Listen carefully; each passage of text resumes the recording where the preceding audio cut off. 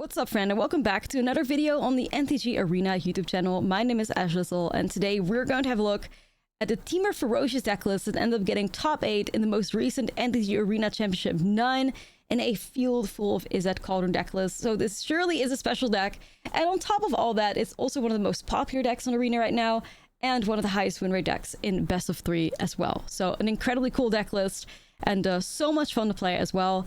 It's all about the Temur Battle Crier in his deck list, 3 mana 4/3. During your turn, spells you cast cost 1 to cast for each creature you control with power 4 or greater. So hopefully in his deck list, we have a bunch of creatures on the battlefield with power 4 or greater. We get massive discounts on our spells, allowing us to just basically dump a bunch of creatures on the battlefield and hopefully win the game with a Dragonhawk Face Tempest trigger. So this is a 5 mana 5/5 bird dragon with flying, and whenever Dragonhawk enters or attacks, you X the top X card of your library, where X is the number of creatures you control with power 4 or greater. You may play those cards until your next end step, and at the beginning of your end step, Dragonhawk deals 2 damage to each opponent for each of those cards that are still exiled. So hopefully with something like Outcast or Trailblazers, we have a bunch of card draw potential. Whenever another creature you control with power 4 or greater enters, draw a card, which will help us get to that Dragonhawk. There's also some spicy stuff possible with the Roaming Throne, where we could perhaps choose Dragon or Human based on what we're looking for. You want to choose Human if you're working with Trailblazers to draw more cards. And you want to choose Dragon if you have a Dragonhawk. You can get those double triggers out of that. And the cooler thing in here as well is that Temur Battle Crier can discount Roaming Throne to 0 mana, so you can cast this card for free as long as you have enough creatures on the battlefield with power 4 or greater. Same goes for the Vestige as well. There's a new pickup from Edge of Eternities. When this creature leaves the battlefield, draw a card, then you may put a permanent card with mana value less than or equal to the number of lands you control for your hand onto the battlefield tapped with a warp cost of 4. Another new card from Edge of Eternities that this deck ended up picking up is Devastating Onslaught. This is a double X and a red sorcery where you create X tokens that are copies of target artifact or creature you control. Those tokens gain haste until the end of turn, sacrifice them at the beginning of the next end step. This is basically like another way for you to close out the game alongside Dragonhawk Fate's Tempest. And the deck is also playing 2 copies of Cactus Hook Sure Shot also to help you out closing out games. 4 mana 4/4 at the beginning of combat on your turn. Other creatures you control with power 4 or greater gain trample and haste until the end of turn. So another like additional ways for you to win outside of just the Dragonhawk. But most of the time, you'll be able to draw so many cards and Dragonhawk can just get the job done for you. Esper Origins really helps with consistency in this deck as well. It's revealed to gain 2 life. If a spell is cast from your graveyard, exile, put it onto the battlefield, transformed, enters owner's control with a finale counter on it, flashback of 4, and then you can reveal the top card of your library if the permanent card, put it into your hand. And of course, ideally, this card we cast for 1 mana because of the discount we get with the Temur Battle Crier.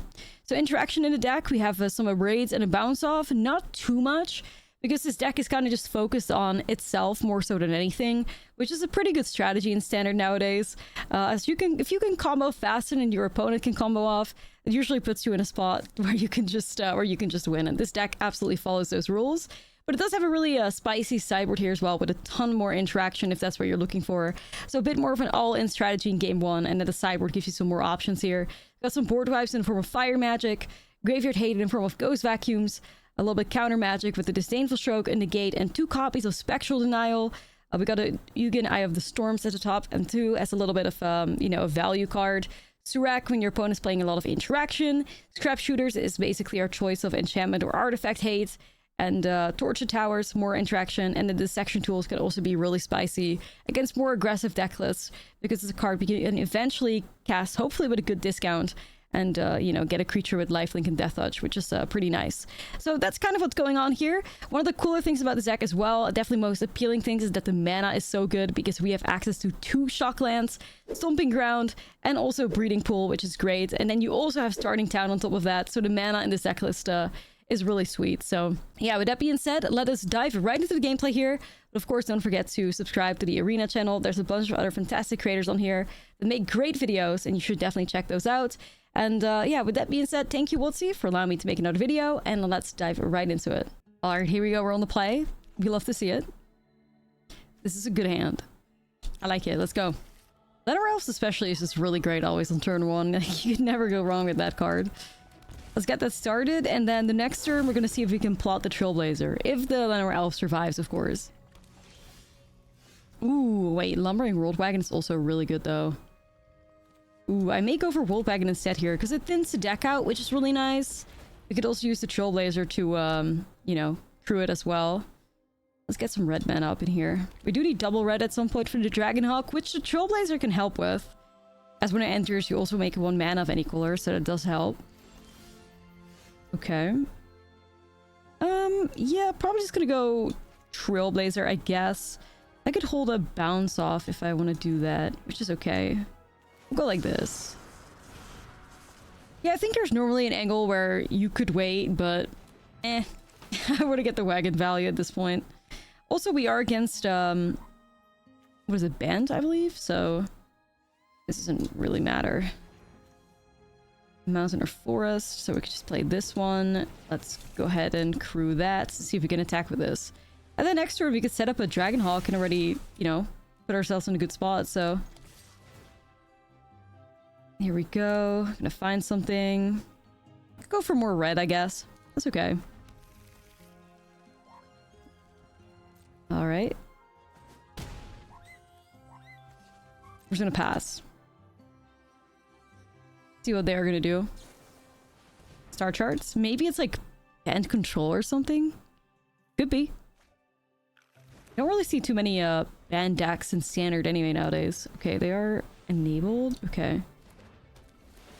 I'm just gonna bounce that. Alright, so one thing that is like, ooh, Roaming Throne 2, that's kind of spicy, but I think I already have a lot of damage if I just go this way. The one thing that is really important when you play the Dragonhawk, make sure you're in full control, so you have an opportunity to recruit a wagon, which will make your Dragonhawk see more cards. Or more powerful creatures. Like, it just went up from 2 to 3, so now we exile 3 cards. I mean, I'm just gonna swing with everything, really. I should have played the land. I just realized I have a World Wagon in play. Oh no.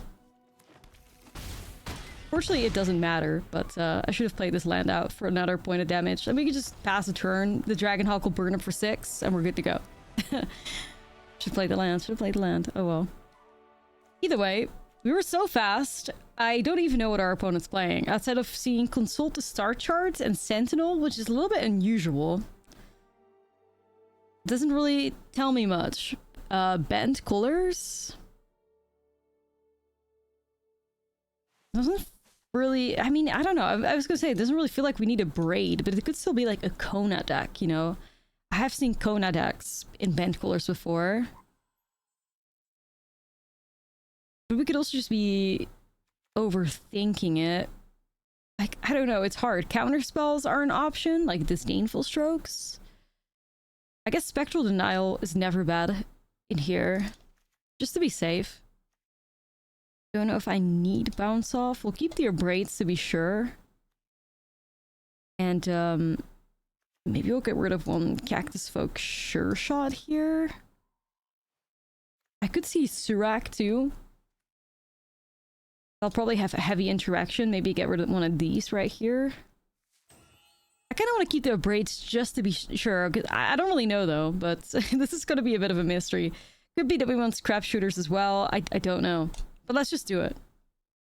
If we can just replicate what happened in game 1, we're good to go anyways. So, just gotta thrive. But we had a great hand there, so it helps. Ooh, this is tempting because we have the Battle Crier as well. I may keep this. The mana is also good, even though this time around no Llanowar Elves. We may hurt. That may hurt, but okay. They got the Llanowar Elves this time around, and the play. Uh-oh. We'll see. Okay, double Llanowar Elves. All right, they're ramping real fast. Ooh, we got one of them though here. So let's see, is it going to be Elves or is it going to be Esper Origins? I want to say Esper Origins. Just set that up. What are we looking for? Trailblazer is really good. And also the land is pretty nice as well. Yeah, let's do that. Okay. We're gonna go and find Trailblazer here, and I think the best thing for us to do is once we get that Trailblazer to just plot it. Even though there's also a Rolled Wagon angle that we can go for, which I don't mind either. God. Oh my. That's so based. That is so base. Because we have this into that. Then we could do that and that and that. I think we plot the Trailblazer here. It's better than playing out the World Wagon. But the World Wagon also gives us a good discount. I could do Battle Crier, World Wagon. Nah, I'm gonna plot it. I'm gonna plot it. This is crazy though. This is crazy. Really means we have to focus on comboing off here. We can do it. Maybe not. High noon. Okay. No, that does mess with our plans for sure, for sure. This has been a roller coaster. I have no idea what they've been playing, honestly. But High Noon really does mess me up. I don't think I have anything to deal with that right now. No, not really. Well, there's still an angle where we could perhaps win with a devastating onslaught, maybe copying something, but roaming throne. I mean, we have great cards here, but yeah, I'm not sure. There's also the frog god is gonna keep generating more value and stuff. But I'm gonna stick in this game just to figure out more of their deck. Like, I don't necessarily think we will win here, because I think High Noon really does a great job messing us up, but we're in it to figure out what's going on, because I do not know. I have no idea. Want more counter spells? We definitely want to go in with some enchantment hate, because High Noon really messes us up. So we're gonna bring some counter spells in, some more counter spells, scrap shooters. Yeah, this is gonna put us on a real aggressive clock for sure. Yeah, a ton of mana soon I can't do anything with. Pretty upsetting.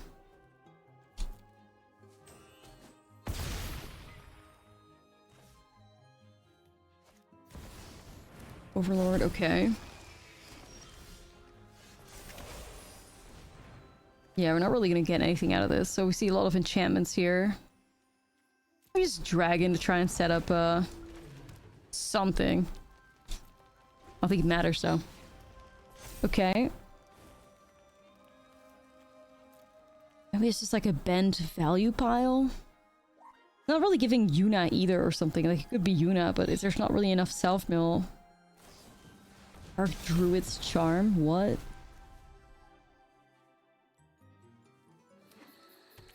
Okay, I think I've seen enough here. Let's go to game 3. This time around, a little bit better prepared.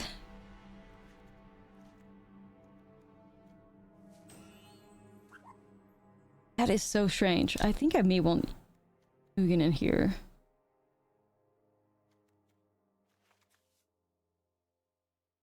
I can see Disdainful Strokes too. Negates.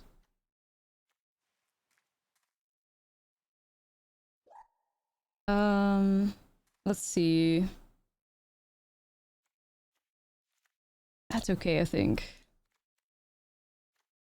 I mean, we have Negate and then Spectral Denial. I'll go with Disdainful Stroke here, actually. I want to keep the Sure Shot. This is also really good if we get hit by, like, High Noons. I was gonna get rid of this right here.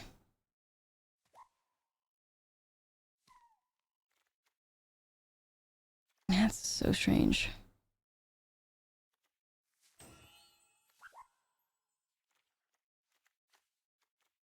Okay, I think we're just gonna go in armed with some counter spells. Eugene. And see what happens. Okay, game 3, here we go.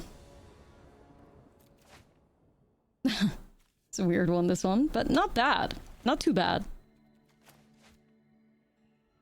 Battle Crier will get us to hopefully a very cheap Ugin Eye of the Storms.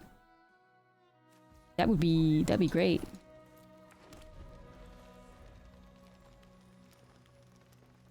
Okay, don't have the elf, don't have the elf, don't do it, don't do it. Okay, maybe that means they have a spell pierce though.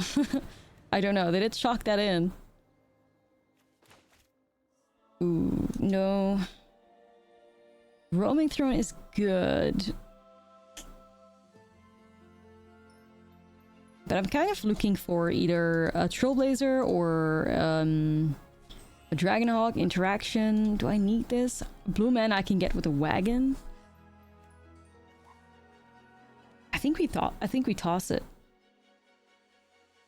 It's so good. It could be so good though, but I don't have any of the payoff right now. And I need mana. I need mana as well.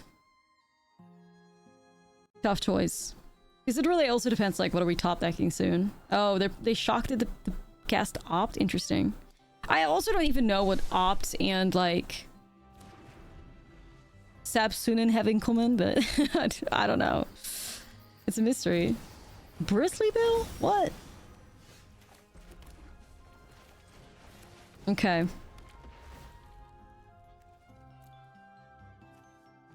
This has been a ride. Bristly Bill? What? Where's Bristly Bill coming from?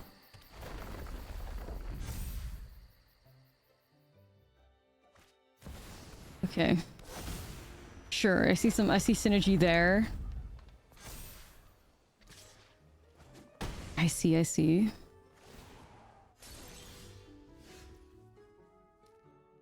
think we're just gonna go Esper Origins here and then see if we can set up a good turn.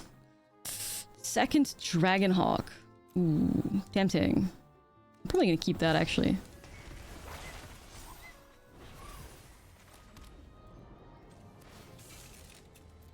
Going in. Ramping up. Let's get ourselves... I have red. Blue. Maybe not a red here.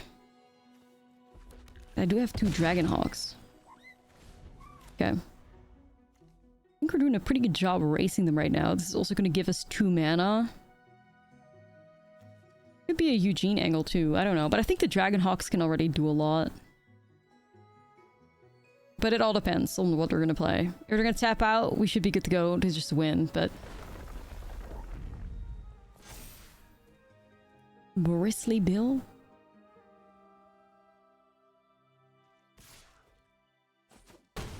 They just pass. They just pass, okay. They just pass. Almost makes me wonder if it's just an... You can angle. Okay, so we have how much mana available? 6, 8?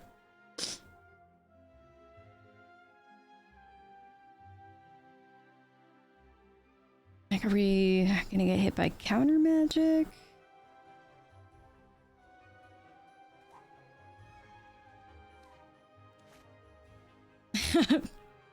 This is so...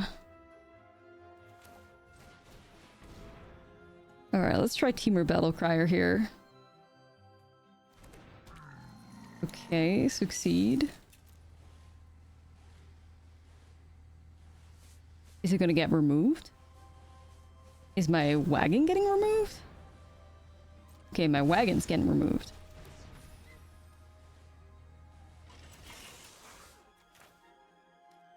I mean, we could just go Roaming Throne Dragon.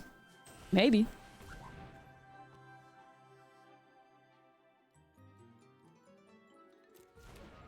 I'll try it. Can actually get another Esper Origins going here first too. That makes me feel a little bit safer. Don't really need any of those. Let's get the Esper Origins going here. 1 mana Esper Origins. Feels pretty good though. Sure. And Dragonhawk. So if they have a counter, this is the right thing to fire it off on. Or they're gonna... Yeah, they're gonna just...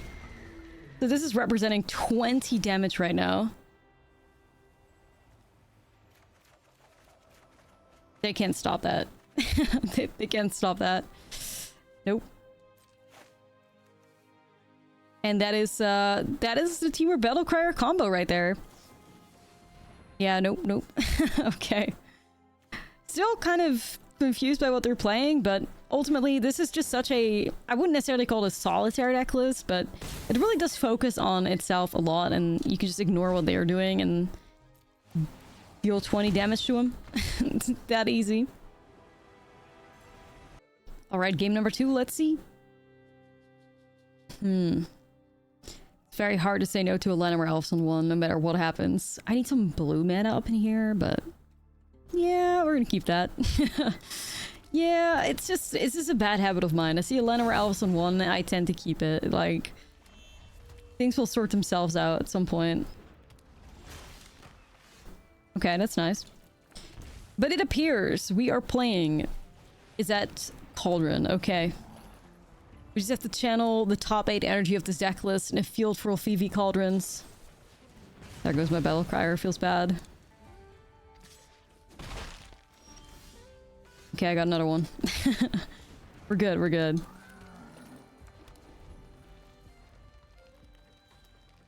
We're okay. Tursa. Both of these could go to 3. Okay.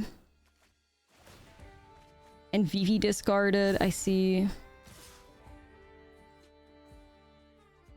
Nope. Gotta focus on doing me.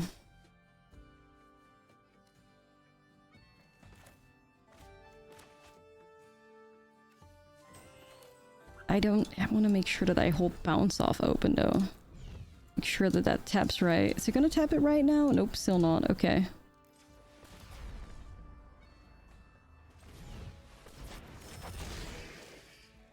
Maybe we could get something decent out of this. I don't know. This is not looking too good, I'm afraid. Swinging here is dangerous too, but gotta hope for the best. Should pass. A Dragonhawk could be clutch. But I don't really have many creatures at 4 power on the battlefield either. It's kind of the awkward part here. Soul Cauldron, oh no.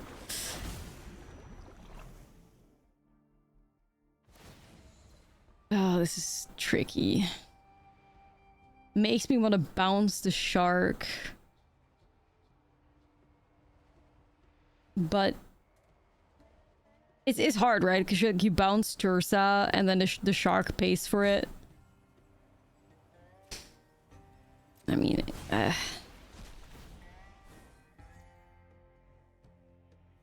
we may have just been Cauldroned. I don't know. Because it's like, if I bounce a Tursa, the shark pays for the Tursa. They get it on the battlefield. They discard 2 cards. The shark grows.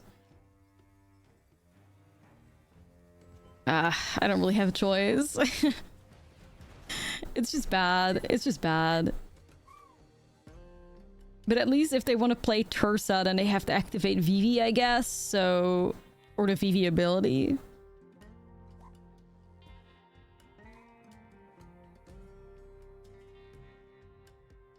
I don't really know.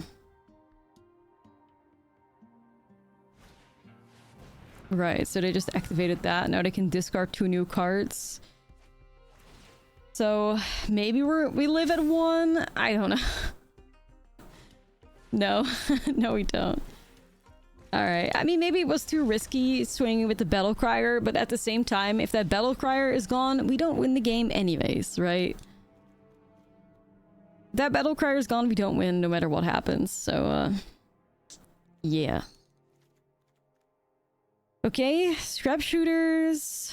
Probably want some vacuums too to prevent them from popping off. Let's see, what else do we want here? Torches.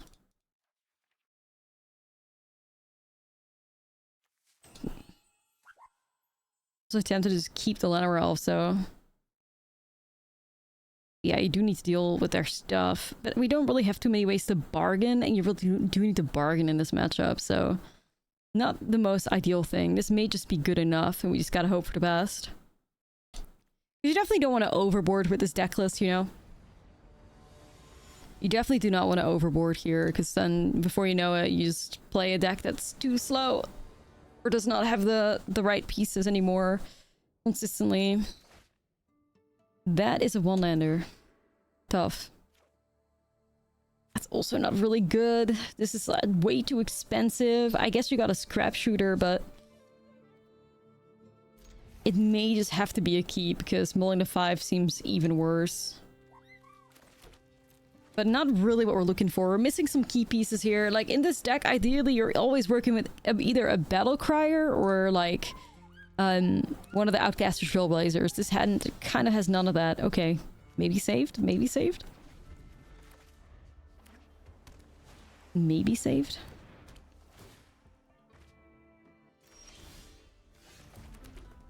I don't necessarily mind scrap shooter on Proft here, but let's see if we can set something up.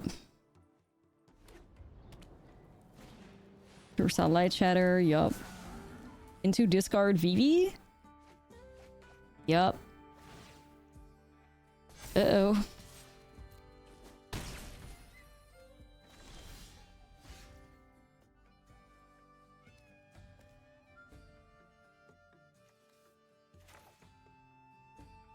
Once again, just in a really awkward situation here.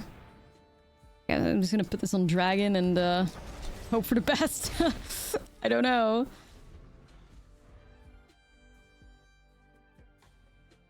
Dragon and a prayer.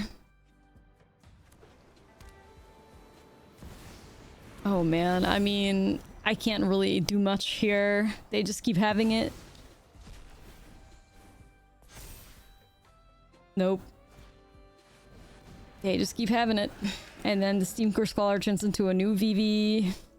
I mean, they've basically been playing this flawless and, you know, we didn't really find much interaction. Then again, mulling to 5 to find an Abrade is also not really a strategy that I'm looking like or want to work with, you know, so... yeah. Awkward. Wonder if they're gonna put the counters on the Scholar so they can... yup. Okay. Right. Just gonna have to take it. No blocks and see what this Team for Scholar can do for harmful things. No? Ooh, wait. Maybe we get through this. But it's... oh, I guess I only have double red, so that really messes things up.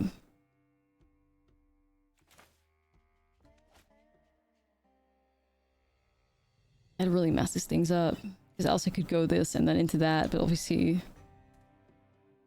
not really how it works. I think we just gotta summon Dragonhawk here. So that's 12. So can we just swing with both and win?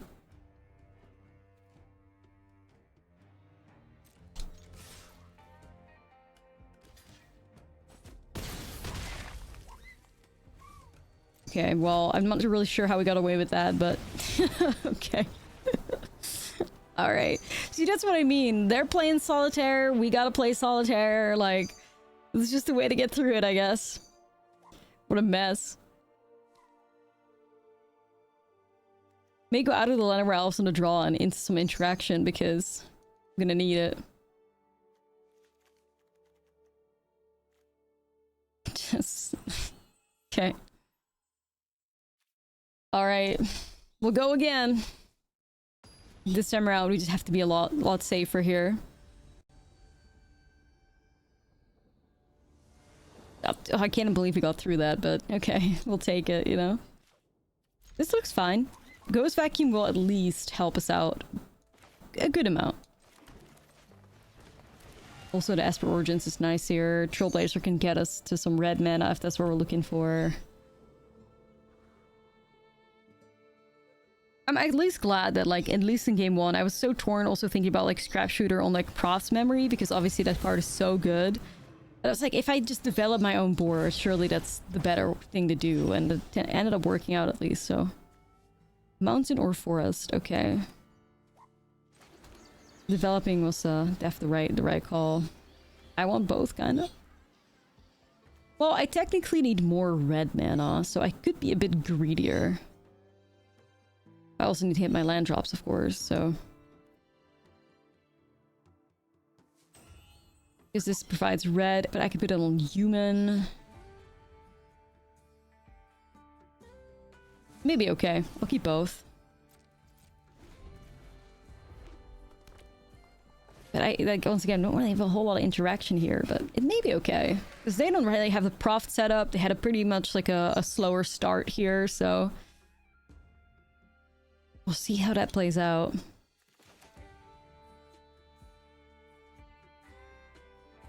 And I feel really safe with this Ghost Vacuum in play as well. This also got reach, which is nice. How much is in there? Okay. Just gonna get rid of the fear of missing out. Okay, so we have the Dragonhawk on the way. I'm just gonna plot the Trailblazer here. Perhaps next turn we'll do Trailblazer and Roaming Throne on Human or something. That could be pretty good. We go for the card draw angle. Because I also, like I said, I'm missing red mana right now, but... Okay. Little Shark. And Tursa. Alright. They're going. They discarded 1. 2 lands. Okay, I've taken 5. I'm gonna get this, and we're just gonna hit one of the lands. I will keep it in check as much as I can. Alright, so... Trailblazer into Roaming Throne? Human?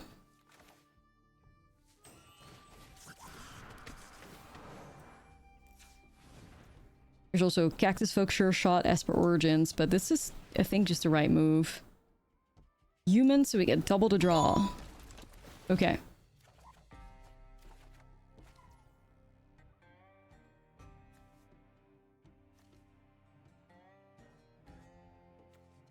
I mean... Yes? I mean, yes, let's do that. Let's do that.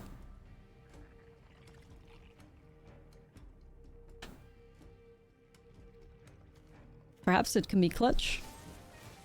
Okay, yes it is.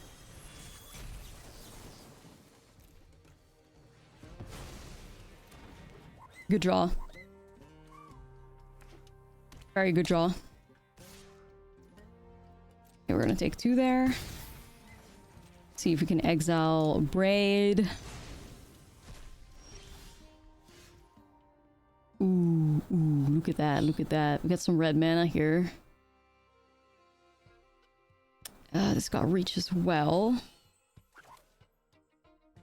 Esper Origins is kind of tempting because it could help me get to the double red mana that I'm looking for.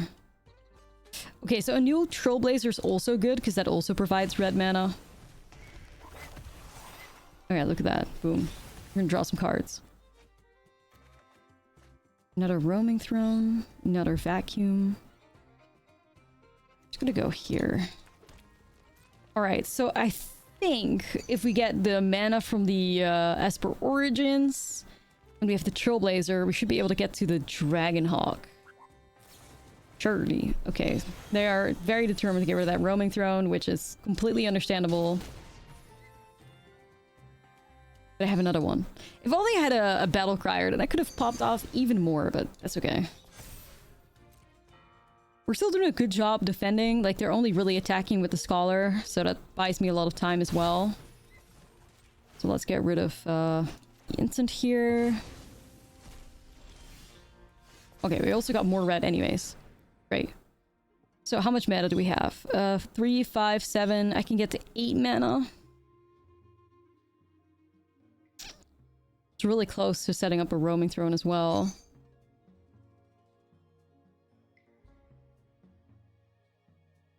Hmm. 5. 8 mana.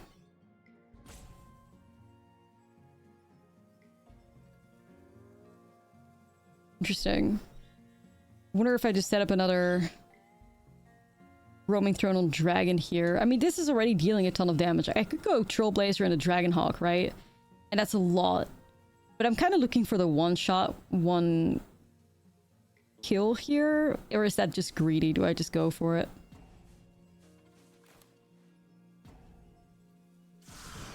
You know what? I think I'm just gonna go for it. I'm just gonna go for it.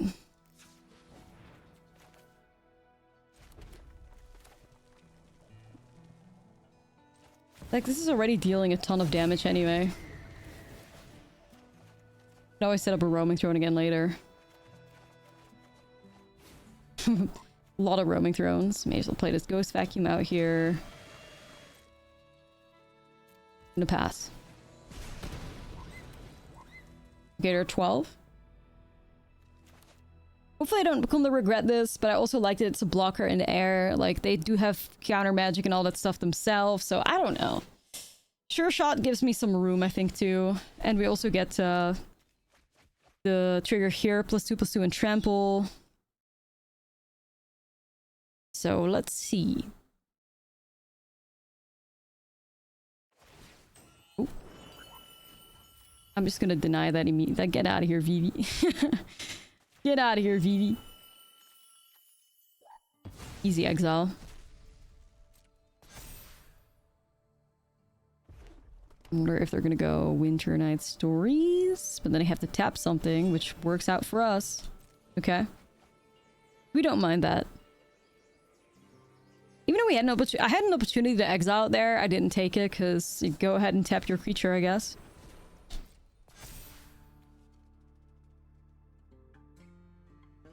We have a potential to pop off here. Like, my next turn could just be Cactus Folk, Sure Shot, and then Scrap Shooter or something. Ooh, Temur Battle Crier. That's a treat. That's a treat. Okay, I was gonna set that up, and then Cactus Folk, Sure Shot, and Scrap Shooters, and Roaming Thrones, and we're good to go. GG's.